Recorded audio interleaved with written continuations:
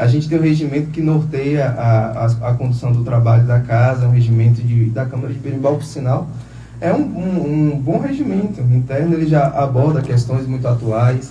Na nossa legislatura da última de Juliene, o regimento foi alterado, você lembra que a gente atualizou algumas questões do regimento, então aborda tudo. Eu pedi ela que fizesse uma compreensão do regimento, e ontem ela fez uma leitura lá do regimento que não explicou muita coisa à população, como sempre. Ela defende muito bem o governo, mas ela não consegue se explicar como pessoa, ela não conseguiu explicar o que ela queria com relação ao regimento, e ao final me fez acusações que cabe a ela provar, quem acusa prova, e no final, Juliene, ela quis atribuir à minha pessoa a posição de que não respeitava as mulheres, de que não representava as mulheres. E você já foi vereadora comigo, já conviveu, sabe das minhas atitudes e tal. E a população de Berimbau me conhece muito bem, sabe como eu ajo com as pessoas, né? Que nunca agi com ódio com ninguém pelo fato de ser mulher. A questão é com ela. Eu não a admiro como política, como pessoal, como presidente de Câmara, como nada. Eu conheço Jéssica há mais de 20 anos. Jéssica foi minha colega de escola. As opiniões que eu tenho formadas sobre a pessoa dela não são de hoje, não são da Câmara. Ela só evidenciou muito na política quando chegou, com as posições que teve, a forma que teve de fazer política. E eu desconfio muito quando eu vejo políticos que eles têm uma necessidade muito urgente de arrumar a vida da sua família. Como é que arruma a vida da sua família quando você chega ali e de emprego de não sei quanto, para gente que nem trabalha? A mãe dela desmobilizou uma escola para alugar um prédio à prefeitura municipal. Existe uma súmula do STF recentemente que proíbe que vereadores, políticos, pessoas que têm cargo eletivo, que são políticos, que tenham relação direta com o poder público em contrato, em até 3º grau. Eu encontrei essa súmula do TSF, né, recente e tal. Então são sobre essas coisas. Isso é pessoal meu, e vou te dizer, o político detentor de mandato eletivo, ele tem imunidade parlamentar em opiniões, palavras e votos. Isso está na Constituição Federal, está descrito no regimento interno da casa. Eu não posso ser processado criminalmente pelas minhas posições. Se eu não admiro, eu não tenho. E eu estou dizendo, politicamente eu não admiro. Ah, político de sucesso não, fracassada. É minha posição, isso precisa ser respeitado e pronto. É só isso. Sim. Entendeu? Então, assim, a pessoa que não quer conviver com isso, não faz política comigo. Fica sendo minha oposição. E precisa. A todo o processo político a gente tem que ter a oposição. E ela, eu quero ser oposição dela. Eu quero ser. E cabe a ela também ser oposição a mim, porque eu não a admiro. Eu não a vejo como uma política progressista, não vejo a moral. Então, assim, isso é a posição do vereador Didi. Isso. E se não sabem, eu não posso ser responsabilizado por isso. É até melhor a gente agir dessa forma, porque é engraçado que a gente está lá num ambiente que ela relata muito que ela é admirada, que ela é elogiada pelo trabalho e tal. Só que eu nunca vi pouquíssimas pessoas aqui em Berimbau desafiarem quem está no poder. São pouquíssimas. Mas por isso que eu lhe respeito tanto, né? Porque assim não precisa baixar a cabeça para ninguém. A gente pode convergir em algumas coisas, mas a gente não precisa chegar lá e entregar tudo. Aqui em Berimbau,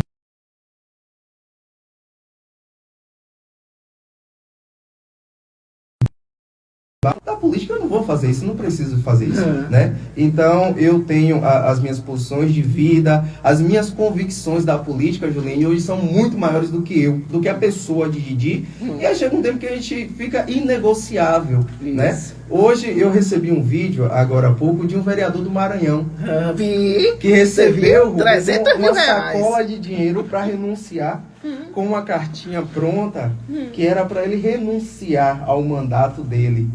E ele foi, como se fosse fazer, pegou a mala dele, foi para a Câmara de Vereadores, e quando chegou lá, ele abriu, fez o discurso dele e disse que preferia ser morto do que vendido. Ele iniciou o vídeo falando assim: eu prefiro ser morto do que vendido. E pegou o dinheiro e jogou pela janela da Câmara Municipal. Então essa cidade recebeu aí 300 mil reais aí jogado pela janela. Mas alguém que mostrou que tem personalidade, que tem caráter, que tem compromisso com o que está fazendo. Eu vou lhe pedir uma pausa, só pra gente reafirmar algumas coisas que você está falando. Tomar essa aula. Para tomar uma aula agora. Eu estou aqui com o doutor Danilo Falcão. Danilo, seja bem-vindo ao nosso programa. Já eu acho que a segunda vez que a gente... Não, é a primeira vez que a gente conversa, mas eu estou aqui com o vereador Didi, com o Rubens do Jacuípe, Lina Santana, mas se apresente, por favor, ao povo de Conceição do Jacuípe. Maravilha. Boa tarde, minha querida amiga Juliane. Boa tarde aos ouvintes disponibilizados no programa Juliane Vieira, vereador Didi, todo o pessoal de Conceição do Jacuípe. É uma alegria, na verdade, falar com vocês. Para quem não me conhece, há muitos anos atrás, eu tive a alegria, a honra de fazer a consultoria técnica legislativa da Câmara de Conceição do Jacuípe, né? Isso. Eu fiquei 8 anos com meu amigo ex-presidente João Filho, mais um ano com o ex-presidente Nilcinho. Então a gente tem muita coisa bacana para conversar, o tema é muito legal, muito obrigado pelo espaço. E eu estou aqui à sua disposição e da turma aí de Conceição do Jacuípe para conversar um pouco com vocês. Tem uma confusão aqui, Didi acabou de fazer uma afirmação, né? E aí eu pego dessa afirmação e faço uma pergunta. Sim. A palavra do vereador, até que ponto ela é violável ou ela é inviolável ou existe a imunidade parlamentar? O que é isso? Explica aqui para o povo de Berimbau, por favor, Danilo. Na verdade, a imunidade parlamentar existe em todas as esferas de governo, né? Sim. Seja em âmbito federal, estadual ou municipal. E basicamente, em uma linguagem bem acessível, quer dizer o seguinte: o vereador, ele pode falar tudo que pode, tudo que quer, desde que diga respeito ao exercício do mandato. E dentro da circunscrição do município. Ou seja, ele pode apontar equívocos do Poder Executivo, equívocos dentro do funcionamento do Legislativo, agora ele não pode ir de encontro, agredir a honra, seja do chefe do Executivo, de servidores ou de vereadores, tá? Sim. Então eu posso falar tudo, desde que diga respeito ao exercício do mandato. Naturalmente apontando, se porventura for a indicação de alguma irregularidade, apontando provas, enfim, coisas nesse sentido. Basicamente é isso aí. Tem alguma pergunta? Não, eu quero cumprimentar, né, nosso grande amigo, Dr. Danilo Falcão, que trabalhou conosco aqui na Câmara. Eu tive a oportunidade, Danilo, de ser vereador, né, com a sua consultoria lá na Câmara, e também já se encontrou fora, né, já participei das suas palestras. É alguém que colabora muito com o Legislativo do Brasil, que tem feito a diferença não só na Bahia, mas no estado de Sergipe, tem em Pernambuco, em Brasília também eu vejo a sua presença constante, pode acrescentar muito. Juliene está aqui hoje, radialista, eu continuo vereador na Câmara, aqui de Conceição do Jacuípe, e a gente tem vivido uma dinâmica diferente aqui na Câmara hoje. Eu vinha no carro ali, antes da entrevista, ouvindo Juliene e Rubens falar, e Juliene falou a respeito do movimento da Câmara Municipal. E aí fica a minha crítica com relação ao procedimento legislativo. Sim. Danilo entende muito bem sobre isso. E eu te digo, Juliene, que a Câmara hoje, ela não tem nenhum assunto importante a tratar. A suplementação aqui é dada 100%, sempre. Aberturas de crédito especial indiscriminadas. Nós temos aqui um empréstimo aí que já vão a 38 milhões de reais, que tem o nosso FPM como garantia, e o nível de discussão da Câmara não comporta tudo isso. E aí, Danilo, eu queria te pedir algumas explicações a respeito do procedimento legislativo, do real papel da Câmara Municipal. É importante que a população entenda sobre isso também e que consiga raciocinar sobre o que vem acontecendo na nossa cidade. Né? Qual que é o papel fundamental da Câmara Municipal, a tramitação das suas matérias, o que é que ela deve prestar de fato à sociedade? Então, agora que você falou aí, antes de eu falar do procedimento de atribuições do Poder Legislativo, que é bem interessante e que eu tenho criticado em todos os lugares que eu tenho passado. Você pontuou bem, eu ando praticamente esse Brasil todo aí, ministrando cursos e palestras e compartilhando um pouco do aprendizado que eu já venho tomando, né? Ao longo de muitos anos, mais de 15 anos, mas sobretudo aprendendo. E eu aprendi, Didi, e ouvintes aí, que o prefeito, isso eu falo, estou falando aqui para vocês, que eu falei já em Brasília, eu falo em inúmeros eventos que eu tenho participado. Porque o chefe do Poder Executivo, não estou me referindo à prefeita de Conceição do Jacuípe, estou a peça orçamentária, que é a norma mais importante do município, abaixo da lei orgânica, estou me referindo à lei orçamentária anual, solicitando 100% de crédito suplementar, naturalmente, fatalmente, esse gestor não elaborou essa peça orçamentária de acordo com a realidade do seu município. Porque a partir do momento que o gestor diz que quer mexer em 100% do que ele pediu, naturalmente ele não fez aquilo de acordo com o que o município precisa. Então isso é uma crítica grande que eu tenho feito aí pelo Brasil, inclusive dividindo essa culpa com o Poder Legislativo, que tem legitimamente a atribuição de modificar o orçamento via emendas. Emendas para mudar o orçamento, projeto de lei orçamentária para melhorar a qualidade dessa peça orçamentária, e que muitas vezes sequer eles conseguem fazer a leitura. Aí existe uma falácia, eu não gosto disso, mas existe, de que o prefeito sempre tem a maioria, então ele vai pedir o crédito suplementar da forma que ele quiser, recebe lá um cheque em branco, porque a maioria vai aprovar essa solicitação de crédito suplementar, e o prefeito não precisa falar mais com a Câmara. Então é uma situação que precisa pontuar muito fortemente, é a melhoria da qualidade das peças orçamentárias. É extremamente relevante e importante. Ô Danilo, quando você fala, só para dentro dessa fala da suplementação, e a gente sabe que existem as ferramentas de planejamento, né, que é o PPA, a LDO e finalmente a LOA. Quando a gente pega lá a lei orçamentária anual e dá 100% de autorização para que ela seja modificada, a gente anula anteriormente todas as outras peças de planejamento. Isso. A princípio pelo PPA, né, que é o plano plurianual, aonde em tese a população deve ser consultada sobre quais são as prioridades de ação do poder público, a elaboração a curto, médio e longo prazo, né, todo aquele cronograma. E quando lá no final, depois da terceira etapa, você permite que 100% do seu orçamento seja suplementado, e aí você ignora todo o planejamento de um governo. Ele fica arranjado, né, com facilidade de fazer os seus cálculos, fechar os seus cálculos, mas ele não consegue atender a população dentro do que ele se propõe, né? Existe essa realidade que a gente precisa tratar. Eu tenho, Danilo, 2 anos e meio tentando falar isso na Câmara de Conceição do Jacuípe, e é difícil, Julinho. Eu acredito. É muito difícil. Danilo, você já trabalhou na Câmara de Conceição do Jacuípe. Nós já tivemos vereadores com um nível de instrução menor, né? Isso não descredencia ninguém a condição de ser vereador, mas as pessoas debatiam a cidade. As pessoas tinham liberdade para dizer o que pensava, para defender o que pensava. E hoje não, tudo que o governo manda é aceito e vota. Eu já vi vereadores lá fazer emenda importantíssima numa lei municipal, e a prefeita Tânia achou que não era boa. Ela mandou vetar, e o próprio vereador, autor da emenda, ele aceitou o veto. Entendeu? Uma lei que falava sobre assistência farmacêutica de alto custo.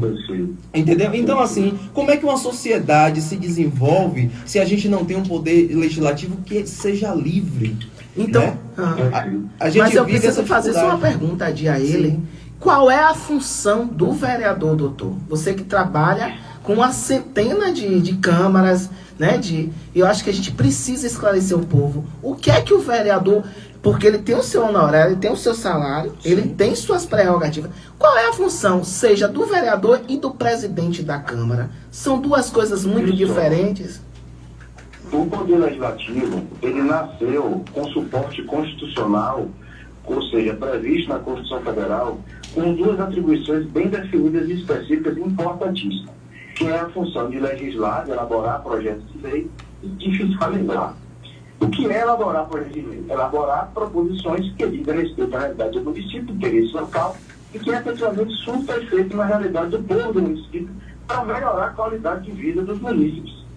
E o aspecto fiscalizar, e aí com todo respeito a quem pensa diferente, me parece que hoje é muito mais importante do que o aspecto legislar.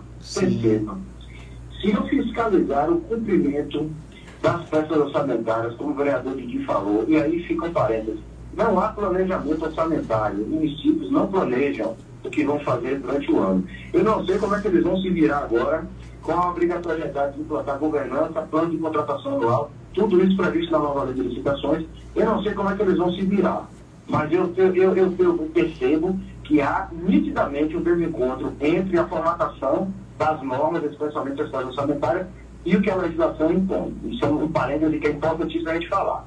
Então, eu olho hoje para o aspecto fiscalizar com um olhar muito mais carinhoso pelo seguinte: se eu fiscalizar as ações ou não ações do município, o cumprimento ou não dos planos e programas de governo, naturalmente eu conseguiria melhorar essa peça orçamentária via emendas no legislativo para melhorar a qualidade do orçamento. Então, o que é que o vereador deve fazer? Olha só o que eu vou dizer. E eu vou falar uma linguagem bem simples. Sim. O vereador ele faz tudo que não vai fazer, que é assistencialismo, pagar remédio, não é nada que ele não tem que fazer isso. Historicamente, o legislativo faz isso, inclusive nas esferas estaduais. Mas não é isso que eu tenho que fazer. E aí, meu amigo Didi e ouvintes, como é que eu consigo construir um processo de mudança? Com a qualificação, com a melhor formação do gestor, que é o que pouco acontece. Porque o gestor acha, muitas vezes, que participar de cursos ou encaminhar servidores para se capacitar não é investimento, é custo. E eles não sabem que muita gente, muitos municípios do Brasil, tem melhorado a qualidade da gestão, iniciando a capacitação de servidores. Eu, há uns 2 meses atrás, eu estive em Campo Grande, estado do Mato Grosso do Sul, em Porto Velho, no estado de Rondônia, ministrando um curso lá, e tinha 2 servidores de um município que trabalhavam com a produção das peças orçamentárias. E pasme, porque eu nem acreditei. Elas disseram a mim que em 2022, no lançamento de 2022, que foi elaborado em 2021, eles pediram 3% de crédito suplementar. Ou seja, aquele orçamento foi elaborado de acordo com o restante do município. E aí me permita, o ex-ministro do Supremo Tribunal Federal, Carlos Ariztito, ex-ministro aqui sergipano, ele certa vez disse que depois da Constituição, a lei mais importante do Estado, leia-se, União, Estado e Municípios, é a lei fundamental. E onde é que eu quero chegar com esse aspecto fiscalizar? É melhorar a qualidade da peça orçamentária. Elaborar projetos de lei, tão somente para colocar no Instagram e dizer que você apresentou 10 projetos de lei, não surte o efeito desejado. O povo precisa de saúde. Saúde do município, não é de saúde da Secretaria de Saúde. É de saúde financeira. É de alocação.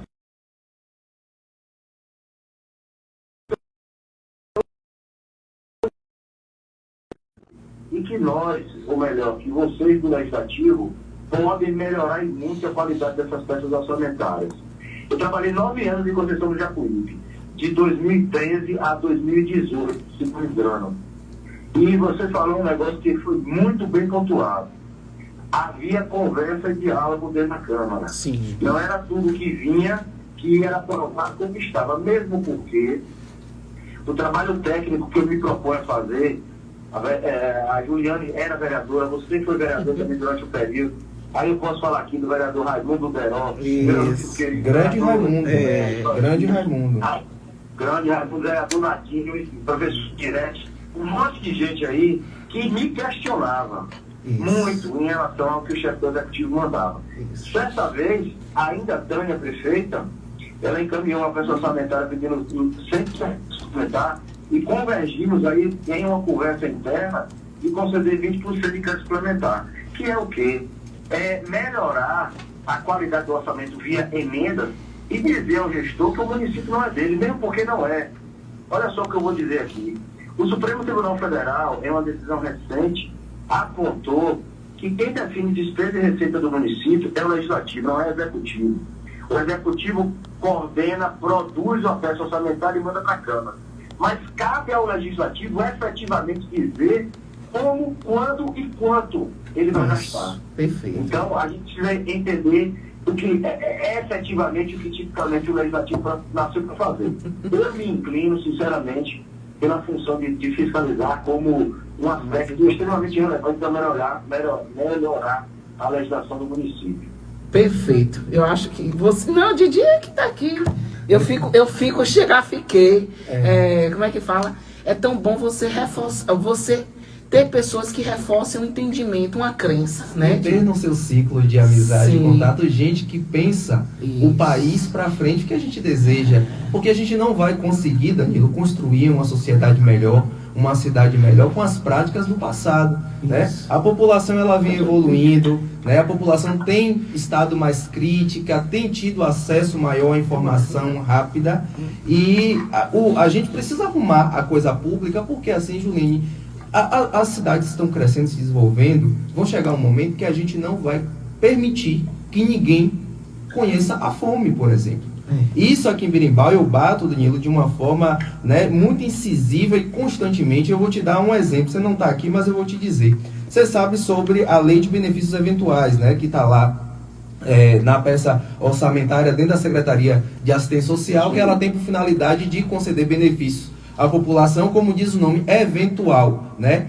Cestas básicas, auxílio funeral, auxílio natalidade, como no caso da nossa lei que está lá descrito. E aqui no município, por exemplo, a população tem dificuldade de acessar uma cesta básica. Eu tenho aqui dezenas de pedidos de pessoas que não têm acesso a alimentos, estão em situação de dificuldade. E aí quando a gente vai para a execução do município, o que foi que o município fez? Danilo, no mês de março, abril, sexta-feira santa, a prefeita Tânia comprou um caminhão de peixe no valor de R$1.020.000. R$1.020.000.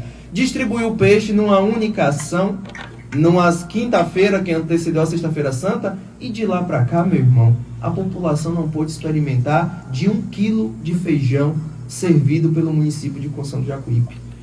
Quando a gente fala de execução orçamentária, de planejamento, a gente cita essas coisas. Porque assim, se você pegar 1 milhão no orçamento de benefício eventual, você divide por 12, você consegue alcançar a população durante todo o ano. E se você fizer um pente fino, Danilo, Berimbau é o 9º menor território do estado da Bahia, né? Mas estamos entre as 20 economias do estado, né? Quando a gente vai lá para os índices estatísticos, o PIB per capita de Berimbau é um dos maiores do estado da Bahia. Então é totalmente possível você fazer um pente fino, uma força-tarefa e conseguir alcançar a todas as pessoas que passam fome numa cidade e poder fazer com que a vida delas melhore com outras ações, que a gente não vai sustentar essas famílias com benefício eventual durante toda a vida, mas desenvolver atividades para que ela se emancipe, crie as suas condições. Mas quando a gente tem uma Câmara, Danilo, que não faz a fiscalização orçamentária, que não faz a proposição orçamentária, como você colocou muito bem agora, eu não vou esquecer disso,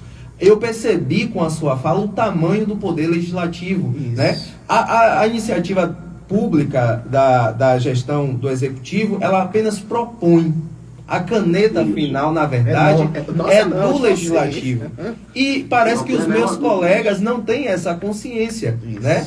Porque assim, quando você vai lá e permite 100% de suplementação, você anula todas as possibilidades de execução de planos que foram elaborados anteriormente, até emendas de vereadores. Juliene está aqui, e Danilo, e do tempo que você trabalhava conosco, eu me lembro que nós tínhamos o hábito de elaborar muitas emendas ao orçamento. E como é que essas emendas eram elaboradas? Com base no PPA. Pegávamos o PPA, né? Porque tudo que está no PPA é execuível. Nenhum gestor pode alegar que se está no PPA, que não tinha previsão. Não, se está no PPA e ele foi, né, publicado em forma de lei, é uma lei, então ele é execuível. Então a gente pegava o PPA e fazia as proposições, fazia lá as emendas ao orçamento com as ações destinando valores. E hoje nem isso é respeitado aqui na nossa cidade. É um equívoco, porque o pessoal acha que ter maioria, na verdade, para mim, só deveria existir situação do povo. Então, tudo que é para beneficiar é o que deve acontecer, e na prática não acontece. Esses equívocos, Didi, não acontecem somente aí em Conceição do Jacuípe. Um monte de municípios está aí, e a gente tem percorrido o Brasil, inclusive junto à União de Vereadores do Brasil, eu faço a consultoria da entidade, para mostrar efetivamente que o Legislativo tem força. Tem tanta força que eu consigo fazer um projeto de lei, virar lei, se o prefeito querer. Se porventura ele vetar, a gente tem um poder tão grande que se a gente rejeitar o veto, aquilo ali vira lei. Então, o Legislativo, é o sentimento que eu tenho, ainda não se entenderam como poder constitucional que é e a força que tem. Porque o vereador caça o prefeito, mas o prefeito não caça o vereador. Eu não estou fomentando nada disso aqui. Eu só estou dizendo a força que a gente tem. Quem dá posse ao executivo é o legislativo, quem aprova os projetos de lei é o legislativo, e por aí vai. Então, tem uma série de fatores que empoderam o poder legislativo, mas ele não sabe que tem esse poder. Então, a gente precisa, urgentemente, constituir agentes multiplicadores do conhecimento, que é o quê? Fazer com que o pessoal comece a participar de treinamentos e eventos voltados ao Legislativo e ao Executivo Municipal. E tem um porém muito importante.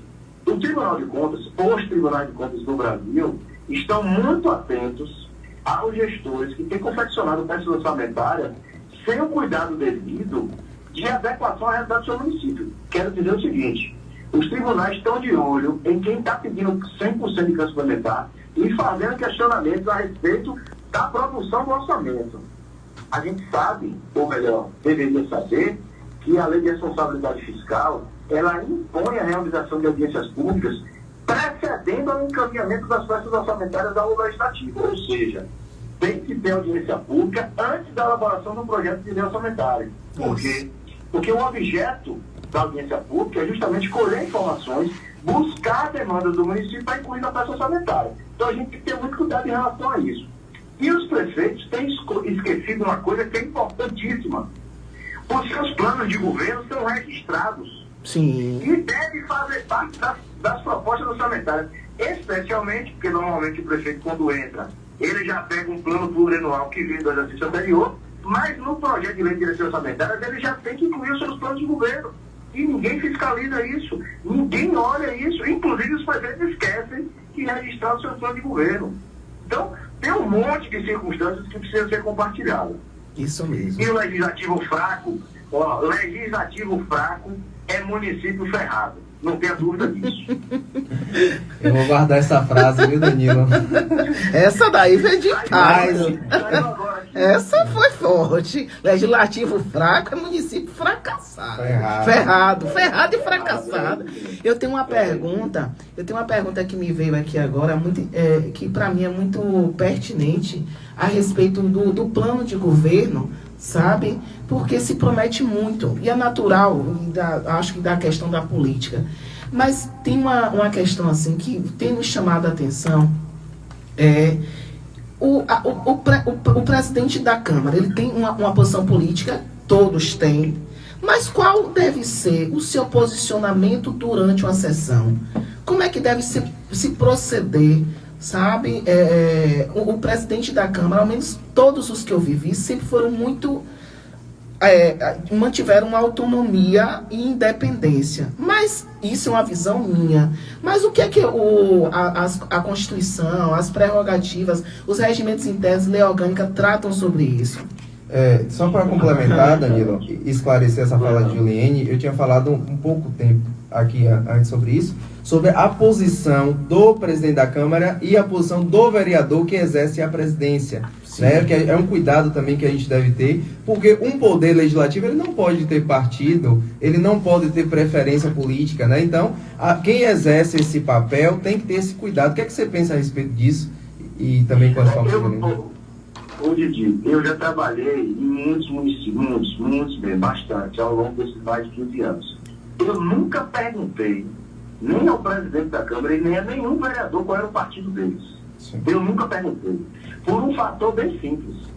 O que eu entrego é um trabalho técnico. Então, ele não vai me pedir que eu faça o que ele acha que deve fazer, porque eu não vou fazer. Eu vou fazer tecnicamente o que eu devo fazer, olhando sobre o aspecto da parte jurídica. E o presidente da Câmara, o que é que ele é?